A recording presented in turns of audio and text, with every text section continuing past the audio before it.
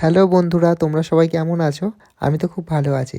এই ভিডিওটা ছিল রবিবার। আমি যাচ্ছিলাম একটা বিয়েবাড়িতে ফটোশ্যুট ছিল।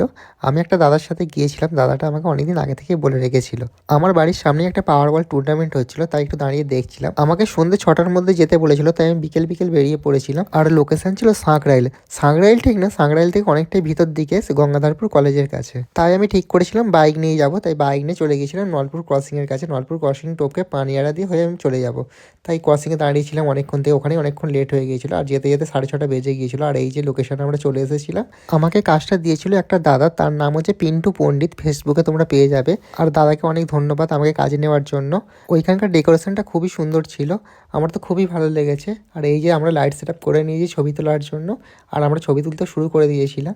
আমরা কিছুক্ষণ ছবি তোলার পর একটু কফি খেয়ে নিয়েছিলাম। কফি খেয়ে নেওয়ার পর আমরা আবার কাজে লেগে পড়েছিলাম। কাজ করা শেষ হওয়ার পরে আমরা আবার খেতে বসে পড়েছিলাম। এই ছিল আজকের মেনু। তোমরা যদি কোনো কিছু অনুষ্ঠানে ফটোগ্রাফি করতে চাও, তাহলে তোমরা ফেসবুকে পিন্টু পণ্ডিত কিংবা পণ্ডিত ফটোগ্রাফি পেজ আছে, ওখানে তোমরা যোগাযোগ করতে পারো। এরপর আমি বাড়ি চলে এলাম, তখন বাজে রাত 12:30। আর আমার ভিডিও যদি তোমাদের ভালো লেগে থাকে, তাহলে একটা লাইক আর কমেন্ট করে দিও। Thank you.